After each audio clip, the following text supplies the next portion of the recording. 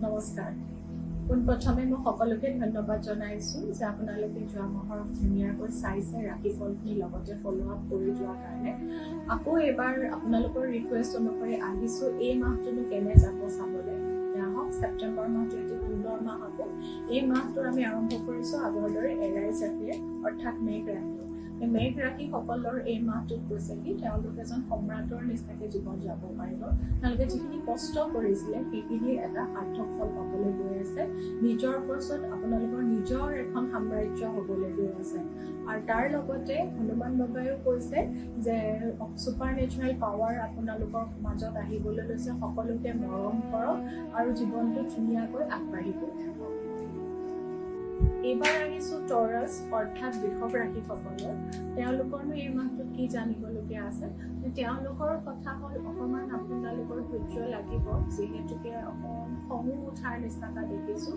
আৰু নিজকে নিজৰ ছেল্ফ এষ্টিমটো ল' নকৰিব মোৰ নহয় মোৰ নহ'বই নেকি কিছুমান ডাউট কৰোঁ আমি কিছুমান নিজৰ লিমিটিং বিলিফছ আনো সেইখিনি আপোনালোকক বাদ দিবলৈ কৈছে নিজৰ মাজত সোমাই পেলাই নিজৰ ভুলখিনি কেনেকৈ শুদ্ধ কৰিব পাৰোঁ তাকে যত্ন কৰিব আননেচেচাৰী নিজকে ডাউট কৰি নাথাকিব আৰু তাৰ লগতে বুদ্ধদেৱৰো মেছেজ আছে যে সকলো ভাল হ'বলৈ গৈ আছে খালি নিজৰ সেই আবেগ ইচ্ছা শক্তিটো অলপমান মজবুত কৰিবলৈ লাগিব আৰু খুব জ্ঞান বাঢ়িবলৈ গৈ আছে পাৰিলে অকণ মেডিটেশ্যন কৰিবলৈ লওক নাম জপ আদি কৰিবলৈ লওক ধ্যান কৰক য়োগা কৰক সেইখিনি কৰক আপোনালোকৰ ভাল হ'ব এইবাৰ আহিছোঁ জেমিনাই অৰ্থাৎ মিথুন ৰাশিসকলৰ আৰু তেওঁলোকৰনো কি জানিবলগীয়া আছে তেওঁলোকৰ হৈছে এটা নতুন জাৰ্ণি খুব সুন্দৰ আৰম্ভণি এটা হ'বলৈ গৈ আছে নিজকে চাৰেণ্ডাৰ কৰক ভগৱানৰ ওচৰত যে তুমি যি কৰিবা তাকেই ভাল হ'ব এই বুলি ইউনিভাৰ্চৰ ব্লেছিংছটো লওক ৰাতিপুৱা উঠি সূৰ্যক যদি পাৰে প্ৰণাম কৰিবলৈ যত্ন কৰক সূৰ্যক অকণ জল দিবলৈ যাওক কাৰণ আপোনালোকৰ জীৱনত এটা নতুন দুৱাৰ মুকলি হ'বলৈ গৈছে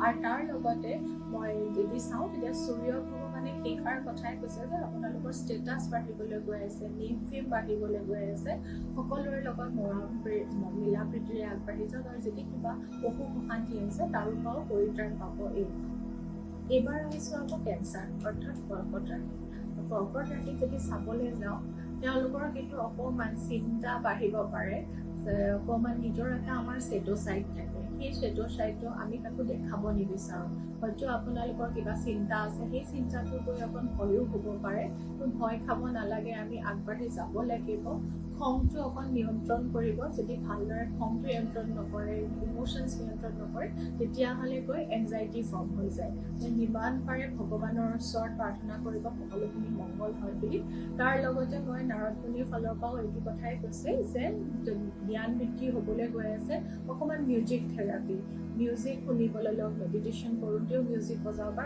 গান আদি শুনিবলৈ লওক ভগৱানৰ ঈশ্বৰৰ নাম গুণ গাবলৈ লওক তেতিয়া সেই মনৰ মাজত থকা ভয় সংসাৰবিলাক আঁতৰি যায় এইবাৰ আহিছোঁ লিঅ' অৰ্থাৎ সিংহ ৰাশি আৰু সিংহ ৰাশিসকলৰ বাবে দেখিছোঁ যে ৱৰ্ল্ডখন দেখিছে যে আপোনালোকৰ হয়তো ভ্ৰমণ আদি কৰিব পাৰিব এটা সুন্দৰ ট্ৰান্সফৰ্মেশ্যন পিৰিয়ড এটা দেখাই আছে কিছুমান আমি পুৰণি কথা ধৰি ৰাখোঁ সেইখিনি বস্তু আমি ধৰি ৰাখিব নহ'ব যদি আগুৱাই যাবলৈ বিচাৰোঁ তেতিয়াহ'লে অতীতটোৰ পৰা আমি কিছুমান এক্সপিৰিয়েঞ্চ লেচন লৈ পেলাই আগবাঢ়ি যাব লাগিব ভগৱানৰ ওচৰতো চাৰেণ্ডাৰ হ'ব লাগিব নিজৰ উইল পাৱাৰটো ষ্ট্ৰং কৰিব লাগিব লগতে সাহসো কৰিব লাগিব ইনাৰ ষ্ট্ৰেংথটো বঢ়াব লাগিব তেতিয়াহে হয়তো আপোনালোকৰ মনত বেয়াও লাগি থাকিব পাৰে ভাবাৰ দৰে কামবিলাক নহয় এটা বেলেগ ধৰণে হ'বলৈ গৈ আছে আৰু তাৰ লগতে মৎস্য অৱতাৰৰ কথা লৈ আহিছে যে ভগৱান বিষ্ণুৱে কৈছে যে অকণমান নিজৰ প্ৰটেকশ্যন ল'ব যিহেতুকে নিজৰ নতুন জাৰ্ণি এটা আৰম্ভ হ'বলৈ গৈ আছে কেতিয়াবা হয়তো ট্ৰেভেলো কৰিবলগীয়া হ'ব পাৰে গতিকে নিজক যাতে অকণমান ছেফলি ৰাখেগৈ লগতে প্ৰটেকশ্যনতো ৰাখে যাতে সেইকাৰণে অকণমান নাম ধ্যান আদি কৰিব এইবাৰ আহিছোঁ ভাৰ্গ অৰ্থাৎ কন্যা ৰাশি ভাগ্যসকলৰ বাবে তেওঁলোকৰ লগত কৈছে যে জাষ্টিছ হ'ব যি কৰিছিলে তাকে পাবলৈ আহিছে এই মাহটোত কৰ্মৰ কথা কৈছে যে হিংসাও হ'ব পাৰে আপোনালোকে যদি ভাল কৰ্ম কৰিছে তেতিয়াহ'লে ভাল হ'ব যদি বেয়া কৰিছে বেয়া পাব সেইকাৰণে আমি সদায় কৰ্ম শুদ্ধ কৰিবলৈ যত্ন কৰিব লাগে বহুতখিনিয়ে যদি বিল আদি আছিলে পাবলগীয়া প্ৰমোশ্যন যদি ৰৈ আছে তেতিয়াহ'লে এই মাহটোত আপোনালোকৰ সকলোখিনি ভাল হ'বলৈ গৈ আছে আৰু তাৰ লগতে বৰা অৱতাৰৰ কথাও যদি কওঁ যে কৈছে যে অকণমান গোটেই নিজৰ ইণ্টেলিজেঞ্চ ইউজ কৰক নিজৰ মাজতে যিখিনি আমাৰ মাজতে ৰিচোৰ্চেছ আছে সেই সকলোখিনি আমি নিজৰ মাজত আমাৰ সেই ফিয়েৰ, আমাৰ যিটো ভয় আছে, সেই ভয়টো আমি পৰিত্ৰাণ কৰি যদি আগবাঢ়ি যাওঁ তেতিয়াহ'লে আমাৰ সকলোখিনি ফালৰ পৰাই উন্নতি হ'বলৈ গৈ আছে। এইবাৰ আহিছোঁ আকৌ লিব্ৰা অৰ্থাৎ তুলা ৰাশি। তেওঁলোকৰ জানোচোন কি হ'বলগীয়া আছে। তেওঁলোকৰ কথাটো হৈছে যে কিছুমান ডিচিশ্যন হয়তো আপোনালোকে ভাবিছে যদিও জোৰ কৰি কৰিব নোৱাৰে। এই সময়টোত আপোনালোকে কোনো একশ্যন নোলোৱাটোৱে বেষ্ট। তাৰ বদলি মেডিটেশ্যন কৰক, য়োগা কৰক, এক্সাৰচাইজ কৰক আৰু ভগৱানৰ ওচৰত চাৰেণ্ডাৰ কৰক, অৰ্থাৎ ইউনিভাৰ্চৰ ওচৰত তেওঁকে সকলোখিনি সমৰ্পণ কৰি দিয়ক যে মোৰ যি হ'ব ভাল হ'ব বুলি। কাৰণ আপোনালোকে জোৰ কৰিও হয়তো কিছুমান কাম এই মাহটোত হ'ব নোৱাৰেগৈ, আপোনালোকৰ ভাবামতেও নহয়। আৰু লগতে অকণমান লেগ এক্সাৰচাইজো কৰিব লাগে, ভৰিৰ কাৰণে ধ্যান হওক, এনি কাইণ্ড অফ এক্সাৰচাইজ কৰিব পাৰে। আৰু ইয়াতে বৃন্দা দেৱীয়ে তাকেই কথাটো কৈছে যে আমি অকণমান পাৰিলে হলি প্লেচেছ অৰ্থাৎ ভগৱান ধাৰ্মিক অনুষ্ঠান তেনে আদি জেগাত যাবলৈ চেষ্টা কৰক। ভগৱান কৃষ্ণ বা বিষ্ণু, যিহেতুকে ভাদ মাহো হয়, গতিকে ভগৱান বিষ্ণু বা কৃষ্ণৰ নাম জপ আদি কৰক আৰু লগতে নিজৰ ফিজিকেল হেল্থটোত গুৰুত্ব দিয়ক। এইবাৰ আহিছোঁ স্কৰ্পিঅ অৰ্থাৎ বৃশ্চিক ৰাশি। তেওঁলোকৰনো কি জানিবলগীয়া আছে।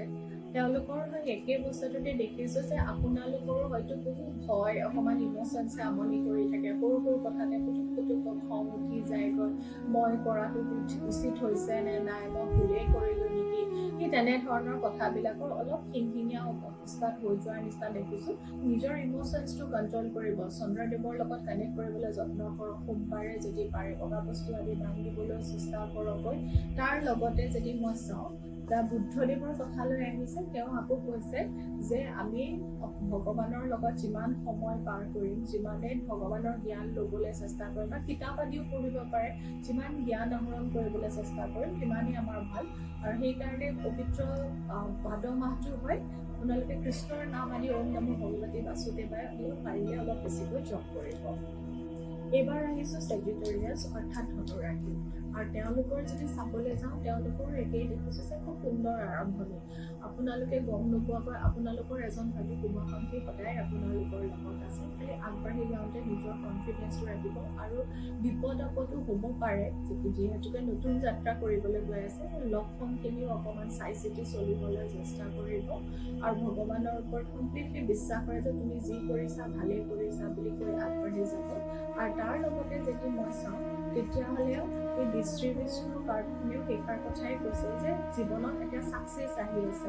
আপোনালোকৰ বহু কষ্টৰ ফলত এতিয়া ছাকচেছ যিহেতুকে আহিছে, সেই পৰিয়ালৰ ভালৰ কাৰণে আপোনালোকে ভগৱানৰ ওচৰত বেছিকৈ প্ৰাৰ্থনা আদি কৰিব আৰু ওম নমো ভগৱতী বাসুদেৱাই বা হালধীয়া ৰংটো অলপ বেছিকৈ ব্যৱহাৰ কৰক।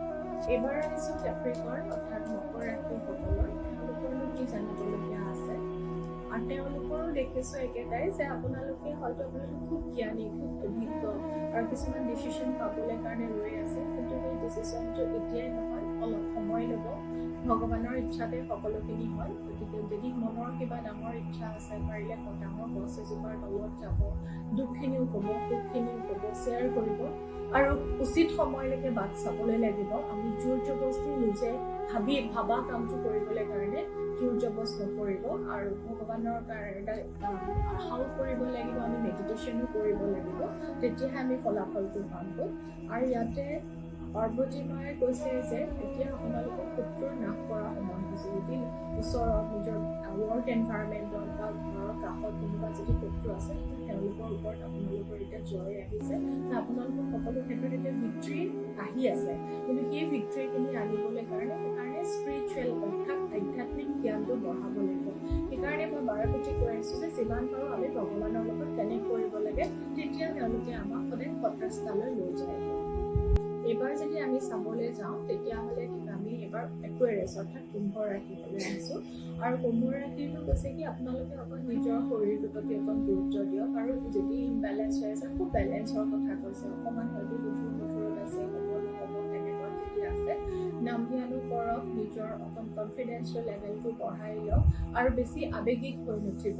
এই মাহটোতে আপোনালোকে বেলেঞ্চত চলিলে দেখিব যে ভগৱানৰ আশীৰ্বাদ, এঞ্জেলসকলক, নিজৰ গাৰ্জেন এঞ্জেল, গাইড এঞ্জেলক আপোনালোকে প্ৰাৰ্থনা আদি কৰক যে সকলোখিনি যাতে ভালে ভালে হৈ যায়গৈ।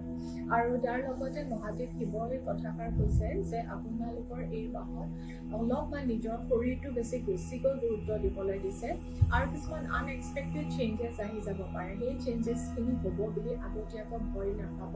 আৰু বিবাহৰ কাৰণেও কৈছে যদি কোনোবাই জীৱনসংগী বিচাৰি আছে তেতিয়াহ'লে হয়তো এটা খুব পূৰ্ণ সময়, হয়তো যদি ৰখি আছে কাৰোবাৰ প্ৰস্তাৱ পাবলৈ কাৰণে তেতিয়াহ'লে এই মাহটোত পাবলৈ গৈ আছে। এইবাৰ আহিছোঁ একদম শেষৰ ৰাশিটোলৈ, অৰ্থাৎ পাইছেছ, মীন ৰাশি। আৰু তেওঁলোকৰ কৈছে কি যে আপোনালোকে নিজৰ জেদটোকে ধৰি নাথাকিব। কেতিয়াবা কি হয়, নিজৰটোকে সত্য বুলি আমি ধৰি ৰাখোঁ, আপোন গৈছে, আনৰ কথা নাভাবোঁ। এতিয়া এই মাহটোত কোনো গুৰু বা জ্যেষ্ঠজনৰ পৰামৰ্শ লাগিলে ল'বলৈ চেষ্টা কৰক। অকণমান মন্দিৰ আদিও দৰ্শন কৰক, কাৰণ আপোনাৰ জীৱনৰ সকলোখিনি চাবিকাঠি আপোনালোকৰ নিজৰ হাততে আছে। তেতিয়া আনে যদি কিবা এটা এডভাইচ দিছে তেতিয়াহ'লে সেই এডভাইচটো আঁকোৱালি ল'বলৈ চেষ্টা কৰক। আৰু ইয়াৰ লগতে যে পৰশুৰামৰ কথাটো কৈছে যে আপোনালোকৰ মাজত জ্ঞান বিলাব পৰা শক্তিখিনি আছে, সেইখিনি নিজৰ মাজত আছে। আৰু হয়তো কোনোসকলে মাৰ্চিয়েল আৰ্ট যদি শিকিছে তেতিয়াহ'লে নিজৰ স্কিলছখিনি আপোনালোকে ব্যৱহাৰ কৰক। আৰু এটা যুদ্ধ কৰিব পৰাৰ মনোভাৱ এটা সদায়, যদি যিহেতুকে যুদ্ধ ইণ্ডাষ্ট্ৰীত যদি কম্পিটিটিভ এক্সাম আদি দিবলৈ বিচাৰিছে তেতিয়াহ'লে ভাল হ'বলৈ গৈ আছে। খালি অকণমান নিজৰ কষ্টটো খুব লাগিব, একাগ্ৰতাটো লাগিব, তেতিয়া নিশ্চয় ভাল হ'ব। আছিল এই মাহটোৰ ৰাশিফল, যিটো এটা খুব শুভ মাহ। আৰু কোৱা হয় যে আমি এনচেষ্টাৰ্ছ, আৰু মানে পূৰ্বজৰ সকলোৰে আশীৰ্বাদ এই মাহটোত ল'ব পাৰে। আৰু আমাৰতো হিন্দুসকলে যদি আমি চাওঁ তেতিয়াহ'লে মন্দিৰ আহি যায়। আৰু আমাৰ সচৰাচৰ অসমীয়া সমাজৰ আইসকলেও সকলোৱে নামঘৰলৈ যায় বা ভাদমহীয়া, গতিকে ঈশ্বৰৰ গুণানুকীৰ্তন আমি যিমানেই কৰিব চাওঁ সিমানেই আমাৰ পবিত্ৰ ভাল হ'বলৈ গৈ আছে। আপোনালোকে সুন্দৰকৈ ফ'ল' কৰি যাওক আৰু আশা কৰিছোঁ সকলোৰে মংগল হওক, ভাল হওকগৈ। আৰু যদি কিছু আৰু বিশেষ জানিবলৈ বিচাৰিছে তেতিয়াহ'লে তলত মোৰ ৱেবছাইটৰ লিংকটো আছে, আপোনালোকে ধুনীয়াকৈ চাব পাৰিব, তাতো যোগাযোগ কৰিব পাৰিব, সবিশেষ জানিব পাৰিব। ধন্যবাদ।